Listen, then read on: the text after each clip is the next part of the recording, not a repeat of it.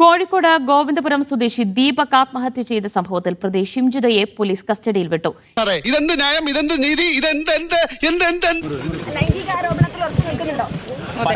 ഇവളെ ഇന്ന് ഞാൻ വേൾഡിൽ ഇതുപോലെ ഒന്നേ ഉള്ളൂ. ഇവളെ ഉണ്ടാക്കിയ ശേഷം പടച്ചോനെ അച്ഛൻ ഉടച്ചു കളഞ്ഞു. ബസ്സിൽ വെച്ച് പീഡനം നേരിട്ടുവെന്നും പരാതിയിൽ ഉറച്ചു നിൽക്കുന്നുവെന്നുമാണ് ഷിംജിതയുടെ പ്രതികരണം. എനിക്ക് നീതി വേണം യൂറോണ്. ഇത്രയും തോന്നിയ ദിവസം കാണിച്ചിട്ടാ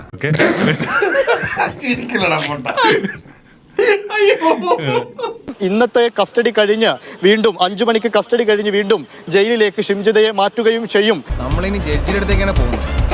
ഞാനിട്ട വകുപ്പ് വെച്ചിട്ട് നിനക്ക് എന്തായാലും ജാമ്യം കിട്ടത്തില്ല. പീഡനം നടന്നിട്ടുണ്ട്, ആ രീതിയിലുള്ള പ്രശ്നങ്ങൾ ദീപക്കിൽ നിന്ന് ഉണ്ടായിട്ടുണ്ട് എന്നാണ് ഷിംജിത ഉറച്ചു നിൽക്കുന്നത്. ഇവിടെ തർക്കശാസ്ത്രത്തിൽ PhD എടുത്തവളാണ്, പറഞ്ഞു ജയിക്കാൻ പറ്റില്ല. ഷിംജിതയ്ക്ക് ബസ്സിൽ വെച്ച് ദീപക്കിൽ നിന്ന് പീഡനം ഉണ്ടായിട്ടുണ്ട് എന്ന തരത്തിലാണ് ഇമെയിൽ മുഖാന്തരം അന്നൊരു പരാതി നൽകിയിരുന്നത്. പരാതിയിലടക്കം നടപടി വേണം എന്ന കാര്യത്തിലാണ് പ്രതിഭാഗം ഉറച്ചു നിൽക്കുന്നത്, ഷിംജിത അടക്കമുള്ളവർ ഉറച്ചു നിൽക്കുന്നത്. എനിക്കാരും പഠിക്കേണ്ട ആവശ്യമൊന്നുമില്ല.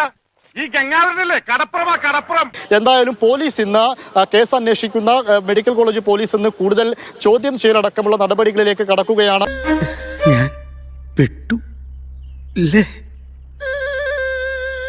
ഇന്ന് 5 മണി വരെയാണ് അതിനുള്ള സമയമുള്ളത്. അത് കഴിഞ്ഞാൽ ഷിംജിതയെ ജയിലിലേക്ക് തന്നെ കൊണ്ടുപോവുകയും ചെയ്യും.